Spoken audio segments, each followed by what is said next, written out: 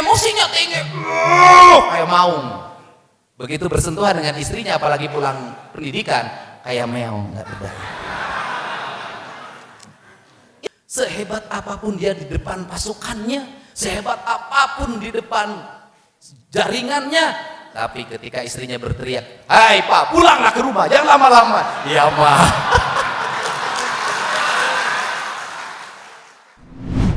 Assalamualaikum warahmatullahi wabarakatuh. Sampurasun. Om Swastiastu, Namo Buddhaya, salam kebajikan, salam. Hari ini saya sangat berbahagia. Kenapa? Karena kedudukan saya berubah. Biasanya saya diperiksa polisi, hari ini saya nyeramahin polisi. Ini mantan Kapolres saya waktu jadi bupati. Dan ternyata polisi itu tradisinya tidak berubah. Sebelum meriksa muter dulu. Ditanya kesehatan, keadaan terpaksa atau tidak. Ujungnya dipaksa ngaku juga. Tepuk tangan ya. Jadi tadi itu muter pakai pengantarnya panjang sekali. Saya memahami karena hari ini saya bertemu dengan manusia-manusia perwira-perwira pilihan yang lagi berada di Sespim. Saya menyebutnya Sespim itu adalah sekolah penantian memimpin.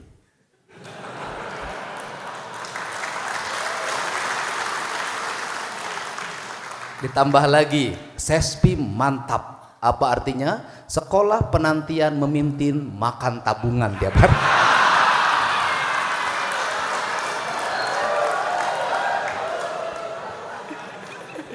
Gimana nggak makan tabungan? Kan gajinya sudah dipotong BRI semua. Harus tinggal di sini, tugas dari dosen banyak. Dan dosen itu rata-rata kalau di sini berlagak pinter semua. Ini salah, ini salah, ini salah, gitu kan? Awas lo, hati-hati. Peserta Sespimnya suatu saat besok jadi pimpinannya. Tapi dalam tradisi TNI, Polri, Kejaksaan itu sama. Tradisi angkat bawah.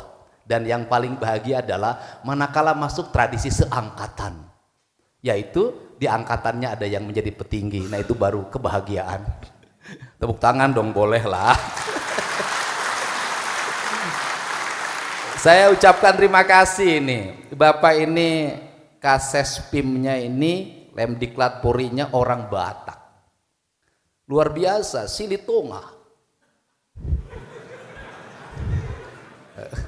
Orang Sunda itu senang pada dua hal. Bukan hanya sih, ini masuk nih ke materi. Orang pinter tuh begini cara ngomongnya. Kesalahan kolektif itu tidak menjadi sebuah kesalahan manakala itu menjadi kolektivitas.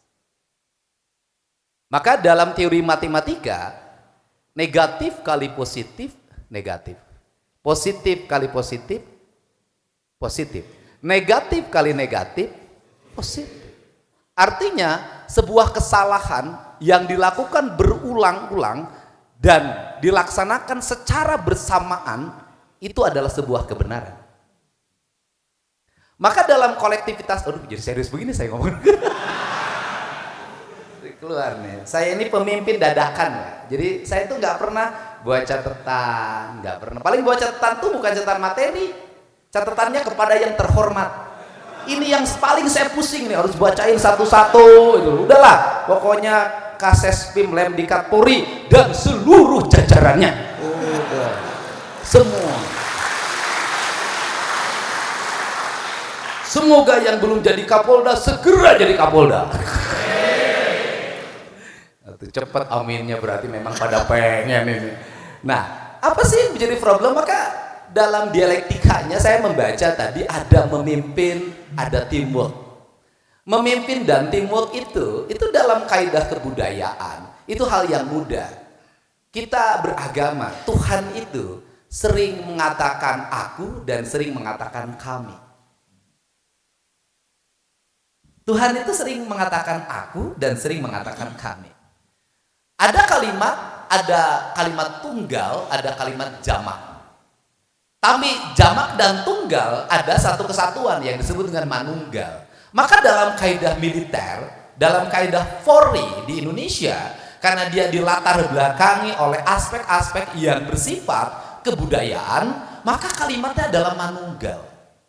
Nah, kalimat manunggal itu ada dua hal di situ, ada yang memimpin dan ada yang dipimpin.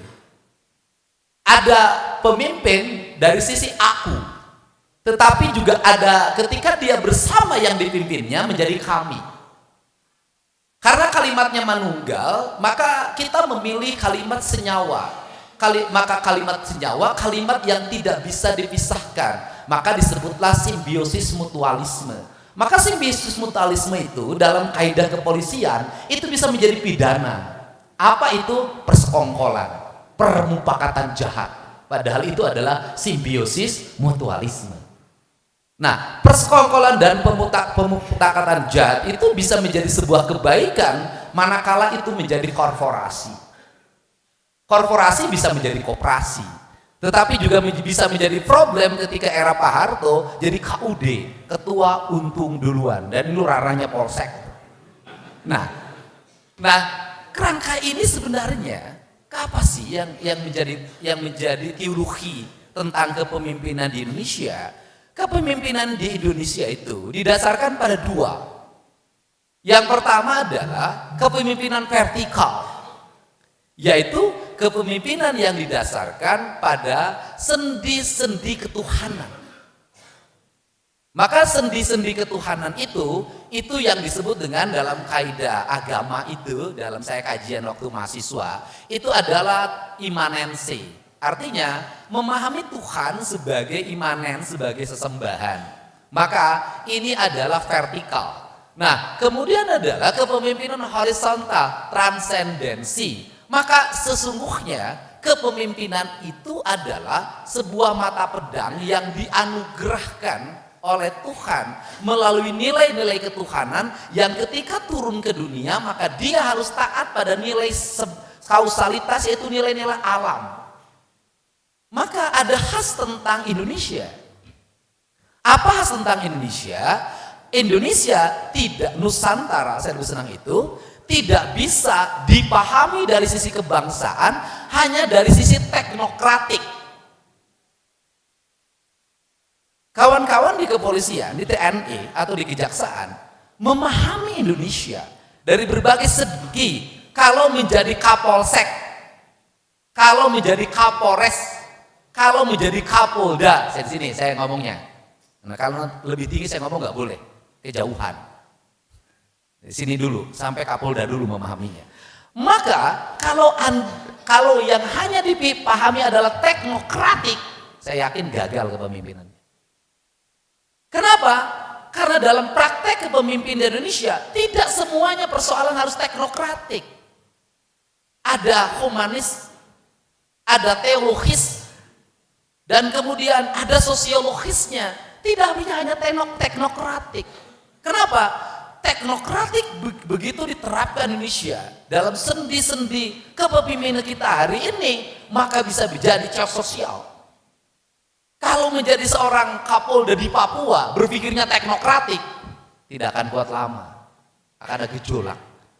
Atau memimpin di daerah-daerah lain hanya pendekatan teknokrat, tidak bisa. Maka kepemimpinan kepolisian saya melihat strukturnya itu saling bertentangan kalau jujur-jujuran. Kenapa? Ada Serse, Reskrim yang harus teknokratik, ada Intel yang semi teknokratik, ada Babin Kamtibmas yang non teknokratik. Artinya menjadi seorang pemimpin tidak cukup otak kiri, dia harus ada otak kanan. Nah, tidak cukup hanya pertimbangannya kepala yang diikat. Maka cing caring cing page kancing, set saring set page ikat, tidak hanya menggunakan pendekatan maskulinisme, karena ikat itu lambang maskulin. Pendekatan kelaki-lakian. Kenapa? Karena kalau hanya pendekatan kelaki-lakian ada problem besar. Ketika keinginannya awalnya terengah-engah penuh dengan emosi, 1 menit dia tidak berdaya. Ngerti kan? Kalau pendekatan ke laki-lakian itu kata orang Sunda getas harupaten. Emosinya tinggi, kayak maung. Begitu bersentuhan dengan istrinya, apalagi pulang pendidikan, kayak meong, nggak berdaya. Itu pendekatannya otak kanan. Pendekatannya ilmu pengetahuan, pendekatannya matematik, pendekatannya pikiran. Maka orang Sunda, cing caring cing page kancik sesar page iket itu adalah pendekatan kepemimpinan, bukan hanya dia pendekatan maskulinisme, bukan hanya pendekatan matematika, bukan hanya pendekatan fisika, bukan hanya pendekatan kimiawi, tetapi dia harus pendekatan rasa atau pendekatan hati. Maka pendekatan hati, maka kata orang Sunda, ini ada yang disebut dengan lair aisan. Maka dia di situ ada kebijakan. Karena di situ ada kebijakan, maka di situ ada keadilan. Karena bijak itu harus melahirkan rasa adil, maka pertimbangan hukum hari ini dalam hukum modern, dalam KUH pidana yang baru, hukum tidak hanya didasarkan pada hukuman yang teknokratik, tapi hukum harus mempertimbangkan rasa adil. Maka saya melahirkan sebuah gagasan, saya katakan, kalau orang yang nyurinya hanya kambing, tidak mesti dihukum 3 tahun. Kenapa? Karena beban negara terlalu tinggi biayanya. Bagaimana kalau itu dibuat dalam hukuman sosial? Negara hadir mempekerjakan mereka, kemudian menjamin kesejahteraan orang tuanya, dididik menjadi orang lebih baik, maka kita akan masuk pada pertimbangan rasa keadilan. Pertimbangannya rasa. Karena pertimbangannya rasa itu berlaku bukan hanya jajaran kepolisian, jaksa, hakim, kemudian TNI, semuanya. Sehingga doa yang diinginkan oleh seluruh peserta Sespim hari ini, Sespim T ini, pada para dosennya, jangan hanya menggunakan pendekatan pikiran, jangan hanya melakukan pendekatan sebagai seorang ayah, berikanlah kami pendekatan seorang ibu. Kalau salah dikit, mohon diampuni, karena ibu adalah pemaaf. Kalau hanya kekurangan titik, kok mak, luluskanlah kami. Ya kalau kemudian kami telat hanya 3 menit, berikanlah ampunan kepada kami. Kenapa? Karena Tuhan sendiri dari sisi teologinya, dia maha penghukum, tetapi dia juga maha pengampun. Maka teologi holistik tentang kepemimpinan Indonesia itu adalah itu. Karena maka kepemimpinan di Indonesia itu tidak bisa orang yang misalnya dia menjadi oposisi kritis luar biasa, kemudian tanpa melihat orang dari sisi kebaikannya, dikritik terus-terusan, dihabisin terus-terusan. Ingat, orang Indonesia itu akan berbalik, ada rasa kasihan. Itu ciri khas. Maling digebukin sampai mau mati, maka orang Indonesia akan muncul empati. Maka ketika kita disakiti orang, dihina orang, jangan melawan. Biarkan itu gelombang itu terus habis. Nanti juga orang akan lahir karunya teuing. Begitu juga kepangkatan. Karena lama di situ nggak pindah-pindah, ubannya udah sampai banyak kayak bapak. Badannya gagah banget, suaranya kecil. Kemudian di sini mungkin suatu saat yang ada yang menjadi petinggi di Polri, lihat bapak, besok ada rasa kasihan. Udah kasihan dia ditempatin di sini aja kasihan. Indonesia pengambilan keputusan kadang juga didasarkan oleh rasa kasihan. Maka pilihan itu hanya 2 pada dalam hidup. Kalau ingin dipakai oleh pemimpin, 1 jadilah orang pinter yang luar biasa, yang kedua jadilah orang bodoh yang luar biasa.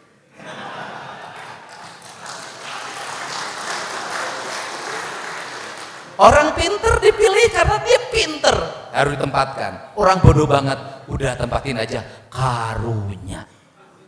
Kenapa? Di Indonesia ada kalimat itu. Kenapa? Karena orang Indonesia ini, orang Nusantara, apalagi orang Sunda, yang makannya banyak sama genjer, kangkung. Karunya. Jangan pikir juga komandan jenderal yang Batak ini tidak punya rasa kasihan. Kasihan juga. Kenapa? Saya tidak tahu karakter orang Batak. Tahu. Sehebat apapun dia di depan pasukannya, sehebat apapun di depan jaringannya, tapi ketika istrinya berteriak, "Hai Pak, pulanglah ke rumah, jangan lama-lama." Ya Pak.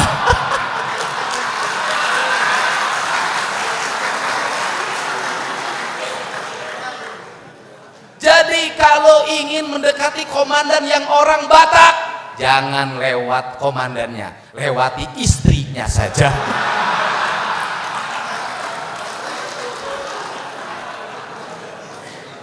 Makanya dalam dunia birokrasi yang punya istri banyakan ngirim parcel, bukan lewat bapaknya, lewat istrinya. Dia gagah di depan lapangan apel, tapi dia lemah di tempat tidur, Pak. Makanya pemimpin itu tidak boleh beristri.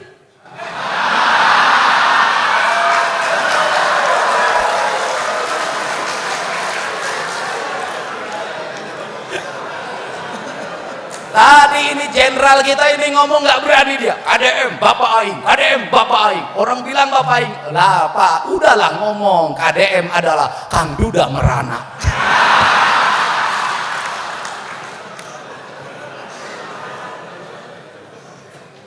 Itu dululah Kang Duda Merana.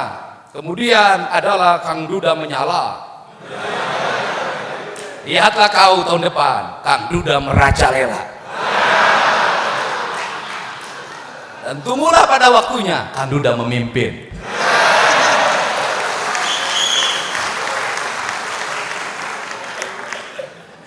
Belakang, mudah-mudahan kelihatan siapa tuh nasibnya bagus. Nah, ini kan prinsip-prinsip dasar itu, Pak. Karena prinsip-prinsip dasar itu, maka dalam kepemimpinan kita tidak cukup hanya kalau di sini ada imanensi Tuhan dipahami sebagai yang disembah, ada transendensi Tuhan hadir. Kalau dalam kaidah orang-orang Islam itu senang dengan dzikir, maka Tuhan hadir dalam dzikir-dzikirnya, dalam degup jantungnya, dalam hela napasnya, dalam seluruh tindakan dan perbuatannya, maka dia Tuhan hadir di situ. Nah, ketika bicara seperti itu, maka pemimpin itu ada yang terpenting, sehingga saya memahami proses pendidikan Sespimti, Sespim, kemudian Sesku. Sebenarnya itu kan adopsi dari pola-pola lama. Adopsi pola lama dari mana? Karena dalam pola pendidikan lama, menjadi seorang pemimpin itu dalam kosmologi kebudayaannya itu dipilih sebenarnya. Dipilih dari mana? Para kesatria. Maka dalam kebudayaan, teologi kebudayaan itu kan manusia dibagi dalam 4 tingkatan. Ada Brahma, ada Satria, ada Wisa, ada Sudra. Kaum Brahma itu adalah kaum imajiner. Karena dia kaum imajiner, maka dia pemikir, analis. Dia berpikirnya selalu masa depan. Dia tidak pernah berpikir hari ini. Dia selalu berpikir ke depan. Itu kaum Brahma. Sedangkan kaum Satria itu adalah berpikirnya, dan kalau pakai alam kemanusiaan, dia pikirannya, kebutuhannya hanya kepuasan otaknya. Kemudian yang kedua, itu adalah kaum Satria. Kaum Satria itu yang mendialektikakan antara otak dengan hati. Maka dia berpikir adalah hari ini dan ke depan. Kemudian kaum Wesya, itu dia hanya juga berpikir itu hanya dalam tataran emosional. Kecerdasan emosi saja. Dia hanya berpikir hari ini saja. Kemudian dan takarannya dirasa itu. Kemudian yang berikutnya adalah Sudra.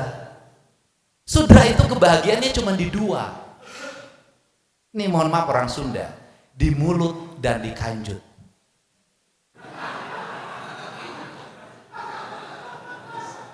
Saya katakan di mulut dan di kanjut, dan kanjut itu saya sering gubernur yang berani ngomong itu. Kenapa? Bagi saya bukan bahasa porno, itu bukan. Itu bahasa cawokah, dan itu istilah. Ada kanjut di Nutarang, itu artinya dia pemalu. Kanjut di Napunduk artinya penakut, polisi nggak boleh itu. Kemudian ayah lahir kanjut, dia malas. Yang paling bahaya adalah hamur kanjut, kerjanya kawin terus. Nah, kalau ada ibu-ibu muntah-muntah telat bulan itu namanya were kanyut. Nah, itu bukan di situ dia Nah, pertanyaannya adalah bahwa sehingga dalam pandangan kebudayaan, kalau ada rakyat jelata yang kemudian dia yang hanya dipikirkan makan, ya jelata. Dia marah karena lapar, ya jelata. Nah, karena kemudian dia emosi karena kurang tidur, ya kaum jelata. Dan tugas negara itu adalah memenuhi kebutuhan perut mereka. Tugas negara itu juga menjaga kebutuhan kanjut mereka, nggak boleh dihambat. Kenapa? Kalau dihambat nanti kriminal, pemerkosaan, ruda paksa. Makanya ini nggak boleh dihambat, nggak boleh ada hambatan mereka untuk tetap tersalurkan. Kenapa? Dia manusia material yang dalam pikirannya hanya material. Nah, kepemimpinan ketika dia itu dimasukkan Polri, ketika masukkan TNI, ketika menjadi jaksa, ketika menjadi ASN, sesungguhnya ini adalah bagian demokrasi yang bagi orang kebudayaan nggak setuju. Jadi orang kebudayaan tuh nggak setuju pemimpin tuh dipilih. Saya nanya, kenapa Anda tidak setuju ke pemimpin dipilih? Gimana orang sudra jadi pemimpin? Kenapa bahaya gitu?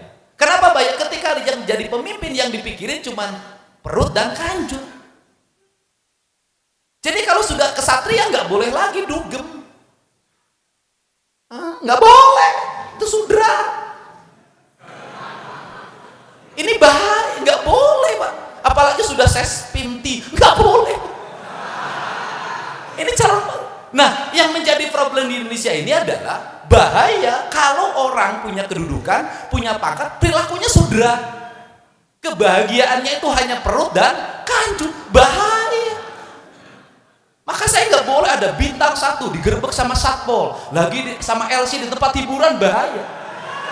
Yang bahaya itu bukan menghadapi pimpinannya, menghadapi istrinya itu bahaya. Kan ini problem Pak. Maka karena kita sudah masuki, ada dulu.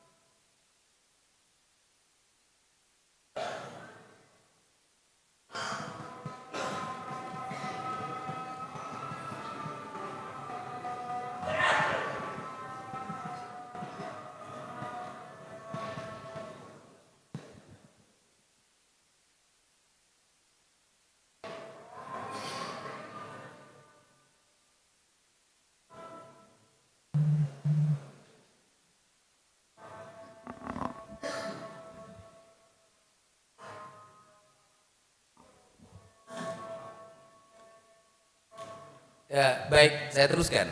Sehingga Maka karena rekrutmen TNI, rekrutmen Polri adalah bagian dari rekrutmen dari kesetaraan. Tidak hanya didasarkan bahwa dia anak jenderal, anak sersan, anak kopral, maka menjadi lembaga yang terbuka termasuk rekrutmen kepemimpinan. Maka kita memasuki sebuah tahapan yang namanya pertapaan. Pertapaan itu kan melalui pendidikan, ada akademi kepolisian, akademi angkatan darat, akademi angkatan laut, akademi angkatan udara, ada sekolah tinggi yang ikatan kedinasan. Maka di situ adalah disebutnya candra di muka, sebuah pertapaan. Untuk apa? Merubah karakter. Dari sudra itu Anda harus menjadi satria.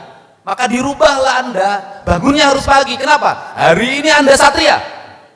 Gak bisa lagi Anda bangun seenaknya siang hari. Makannya harus tepat waktu, sikapnya, cara tindaknya. Maka itu menjadi padepokan perubahan manusia dari sudra menuju satria itu. Maka proses pendidikan harus jujur. Di mana letak kejujurannya?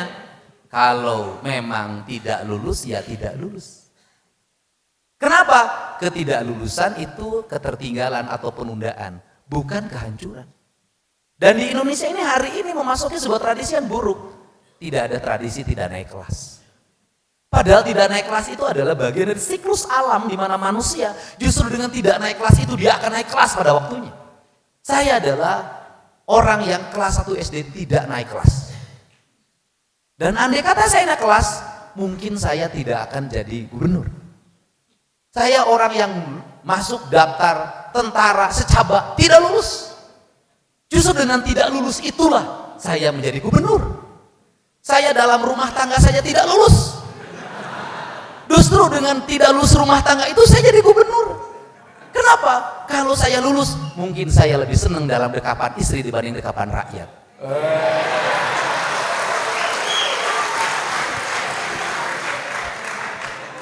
Jadi ini proses. Karena ini proses, maka semuanya harus original. Harus original, dan originalitas itu ngalir, Pak. Maka Nabi itu punya wahyu. Dan saya punya kepala kesbangpol namanya Wahyu. Nah, gitu. Nah, originalitas itu mengalir. Jadi orang-orang, saya tidak berarti menganggap saya original dan itu mengalir dari alam ketuhanan, tidak. Maka dia mengalir, seluruh pengetahuannya, seluruh ucapannya dia mengalir. Maka saya memilih itu aliran itu. Dibanding saya harus baca teks. Dibanding saya harus terlalu banyak mendengarkan orang. Saya dengarkan nanti di rumah. Tapi di sini saya harus menerima apa? Menerima seluruh atmosfer ini. Maka dalam dunia penyidikan, bagi kaum para penyidik, seringkali petunjuk itu tidak hanya datang dari teknologi. Seringkali petunjuk itu datang dari alam dan datang dari rasa. Karena kepekaan rasa dan membaca alam itu adalah ketajaman intelektualitas yang tertinggi. Maka kepemimpinan dalam Sunda itu adalah kaluhur sirungan kehandap akar. Artinya apa? Dia mampu menembus sampai tingkat pimpinan yang tertinggi, tapi kakinya tetap berinjak di bumi. Kemudian dia katakan, dia bisa nurus bumi, ngapak mega, lempang dina luhur cai, artinya apa? Dia bisa menembus kedalaman bumi, dia bisa terbang melewati mega, dan kemudian dia bisa berjalan di atas air. Seluruh intuisi itu harus diajarkan, bukan hanya teknokratik yang berbasis teknologi informasi. Itu barat ngajarin kita itu, dan itu adalah mengejar target modernisme sebagai postur birokrasi TNI Polri yang modern. Tetapi di balik itu juga kita harus dipahami adalah kita harus menangkap seluruh alam raya ini sebagai bagian dari kecerdasan kita.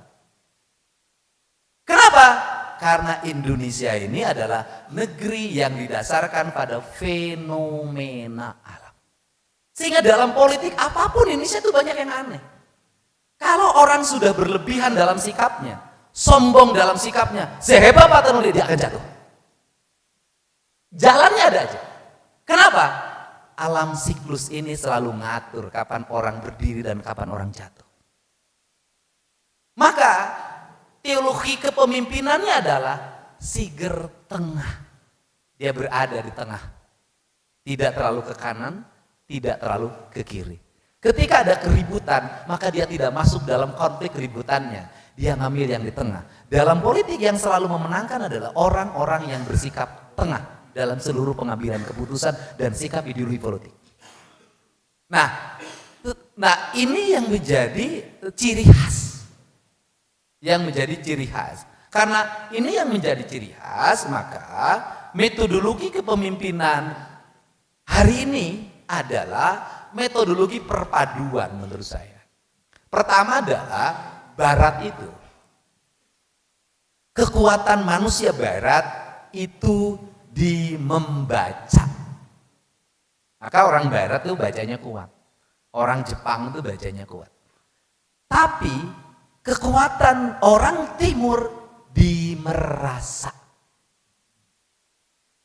Karena kekuatannya di merasa, maka kekuatan orang Timur itu di mana? Di pengalaman.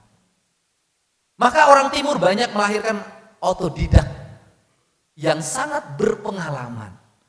Karena itulah perbanyaklah metodologi pembentukan karakter pemimpin, bukan ruang kelas, tapi ruang pengalaman.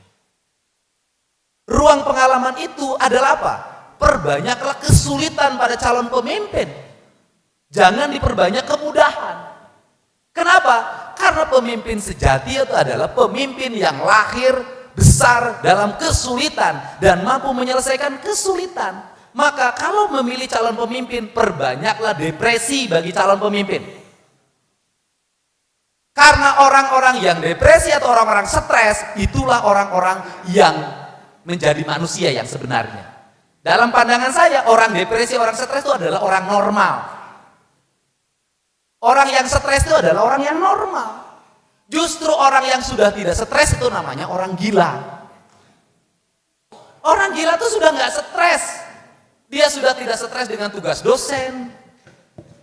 Dia tidak stres dengan tugas pimpinan. Dia tidak stres dengan tugas penyelidikan, penyidikan, penuntutan. Kemudian memutuskan perkara, dia sudah tidak stres lagi dengan itu. Maka dia merdeka. Jadi kita ini jangan kasihan sama orang gila. Justru orang gila kasihan sama kita. Tetapi walaupun mereka tidak perlu dikasihani, karena kita adalah orang waras, maka dia harus diobatin. Jangan seperti tahun-tahun kemarin. Orang gila dibikin gila sama pejabat. Kalau ada orang gila di Lembang sama Satpol PP dikirim ke Garut. Dari Garut kirim ke Tasik. Dari Tasik dikirim ke Majalengka. Dari Majalengka dikirim ke Kuningan. Dari Kuningan kirim Indramayu, Indramayu kirim ke Subang, dari Subang dikirim lagi ke Lembang. Kata orang gila, nu gelote siapa aing. Ini kan. Tetapi, nah tugas kita ini apa? Tugas kita ini adalah menyelesaikan dan mengelola stres itu dengan baik. Untuk apa? Menjadi energi. Semakin tinggi tekanan dalam hidup kita, maka semakin kuat kita untuk melampaui tekanan itu. Siapa yang bisa melampaui tekanan itu, maka dia adalah pemimpin sejati yang sudah bisa menyelesaikan masalah oleh dirinya sendiri. Jadi kalau menghadapi mahasiswa sespin, ya gampang. Kalau nggak mau ngerjain tugas, nggak takut sama dosen, nggak takut dihukum, gampang, kirim saja ke rumah sakit jiwa. Dia sudah tidak peduli dengan itu semua. Artinya dia sudah terlepas dari seluruh stres itu. Dia ingin masuk alam merdeka. Sehingga dalam kaidah agama orang gila tidak dihisab. Enak jadi orang gila itu nggak perlu menghadapi malaikat munkar dan nakir. Enak betul. Makanya jangan suka iri, jangan suka nyalahin orang gila. Mereka adalah manusia yang sudah merdeka. Justru kita ini yang tidak merdeka. Kenapa? Beres SPIM besok aku promosi di mana? Harus gantung sama siapa? Siapa yang aku harus temuin? Setiap ketemu orang takut dimutasi. Janganlah jadi orang yang stres seperti itu. Kenapa? Karena nasib hidup manusia ada Tuhan yang mengaturnya. Berbuatlah yang terbaik bagi kepentingan bangsa dan negara. Maka hiduplah merdeka seperti saya. Tanpa protokoler. Saya nggak mau protokol ngatur saya, enak saja. Aing teh gubernur mah yang ngatur aing. Aing ngatur sia. Saya tuh hidup, duduklah di depan. Kenapa? Kita nggak boleh kalah sama sopir.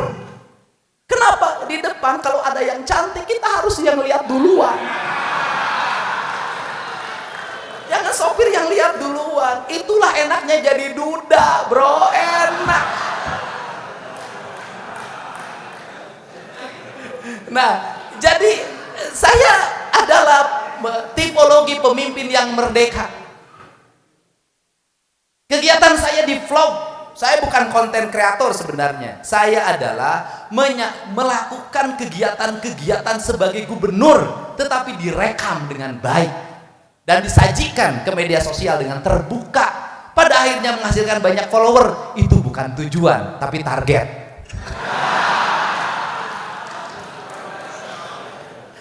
Kan seperti itu. Nah, ya kan jadi rame gitu loh. Apa dibalik itu? Saya tegasin, kan ada yang ngomong tuh, Deddy Mulyadi itu adalah konten kreator bukan gubernur. Ya alhamdulillah, dengan seorang konten kreator, anggaran belanja iklan di Provinsi Jawa Barat 47 miliar saya pindahin untuk pembangunan jalan, kan selesai. Tapi Pemprovnya tidak kehilangan keterkenalan. Nah, ini kan prinsip-prinsip dasar di era media digital. Karena hari ini banyak orang aneh, nyuruh tim suksesnya kritik orang lain sebagai konten kreator, dia sendiri dibayar untuk ngomong itu.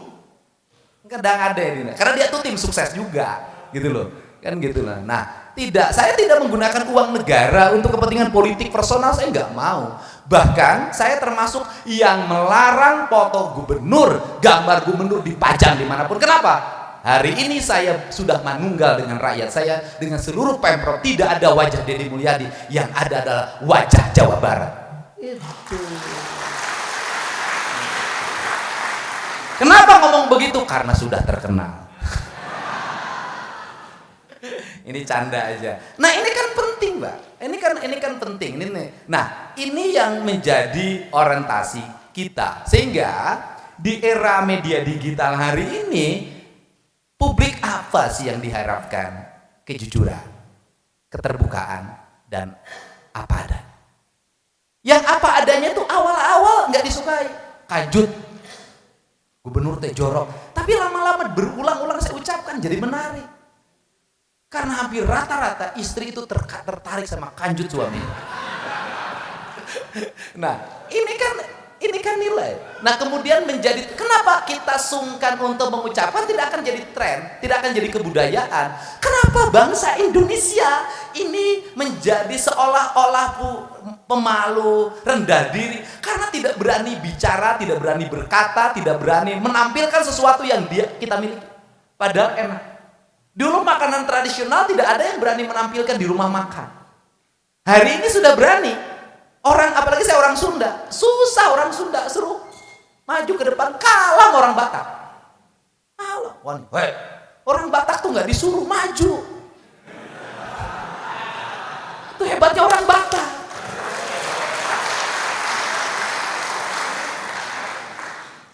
Dan paling bingung itu kalau diperiksa orang Batak, mana membentak, mana merayu, kita bingung. Nah, ini kan rangkaian saya hari ini adalah membangun kepercayaan. Kalimat Kang Deddy Mulyadi itu kalimat kepercayaan diri. Saya ketika jadi wakil bupati pakai Kang, dan itu dikritik banyak orang. Kenapa? Masa birokrasi Kang, birokrat Kang, harusnya Bapak. Saya tetap Kang, dan saya menang menjadi bupati karena Kang Deddy Mulyadi. Semua calon wali kota, calon bupati pakai Kang semua.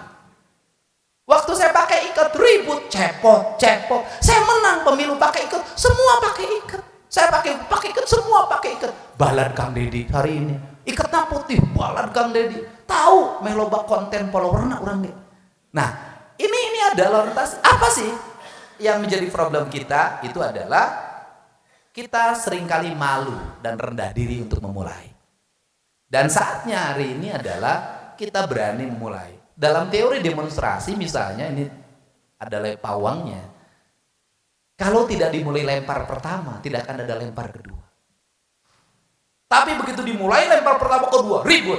Tapi ketika nanti diperiksa, lain lagi ceritanya. Saya mah cuma ke bawah-bawah. Apa? Itulah karakter orang Indonesia. orang Jawa Barat. Kenapa?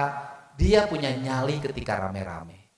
Dan dia ciut ketika sendiri. Karena dia bukan seorang kesatria. Itulah barangkali, dan saya hari ini nggak bisa membedakan mana host, mana perwira polisi. Dan Bapak ini, Bapak nggak usah khawatir selesai sespim ini, karena Bapak pasti banyak yang melirik. Kalau tidak di jajaran polisi, minimal Bapak jajaran komisaris. Terima kasih. Assalamualaikum warahmatullahi wabarakatuh. Om Santi Santi. Waalaikumsalam warahmatullahi wabarakatuh.